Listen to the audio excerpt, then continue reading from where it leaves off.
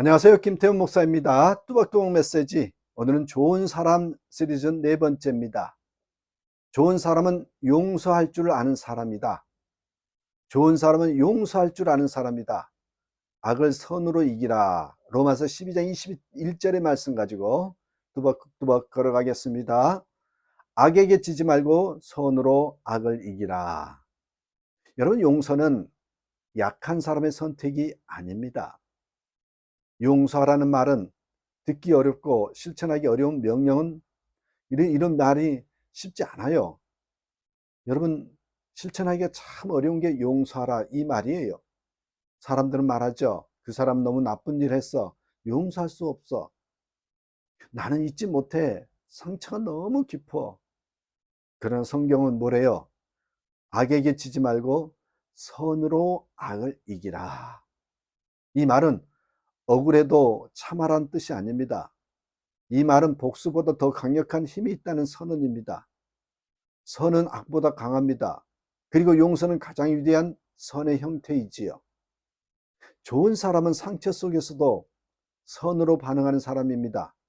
그는 감정으로 사는 사람이 아니라 하나님의 마음으로 사는 사람이지요. 여러분, 먼저 기억해 두셔야 될 것은 이 용서는 악을 이기는 하나님의 방식입니다.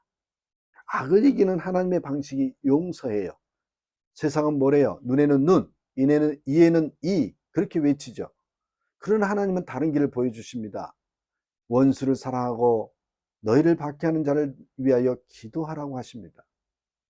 용서는 세상의 방식이 아닙니다. 그건 하나님의 방식입니다. 십자가를 보십시오. 예수님은 가장 부당한 고통을 받으셨지만 그 자리에서 복수하지 않으셨습니다. 누가복음 23장 34절에서 그분의 입에서 나온 말은 단 하나였죠. 아버지, 저들을 사하여 주옵소서. 그 한마디가 인류의 역사를 바꾸었습니다. 복수는 이 미움의 순환을 만들지만 용서는 새로운 생명을 만듭니다. 그게 바로 선으로 악을 이기는 힘입니다.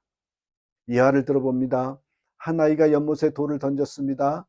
돌이 물결을 일으켰지만 잠시 후에 다시 고요해졌습니다. 용서란 바로 그런 겁니다.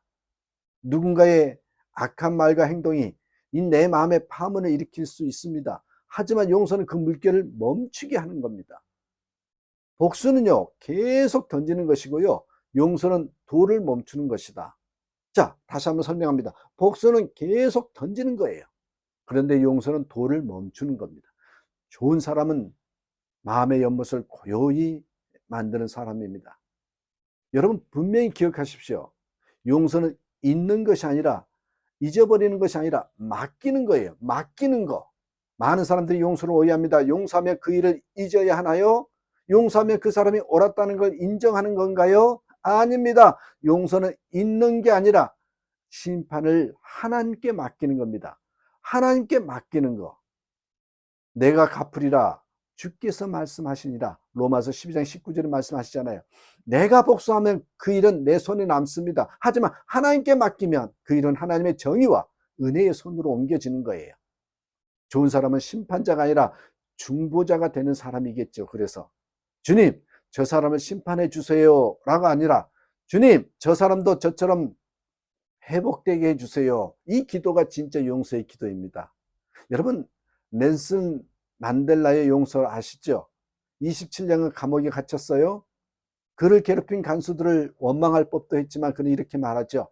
용서하지 않으면 나는 여전히 감옥에 갇혀 있는 것입니다. 그렇게 말을 했어요. 내가 저 사람을 용서하지 않으면 나는 여전히 감옥에 갇혀 있는 것이라고. 보세요.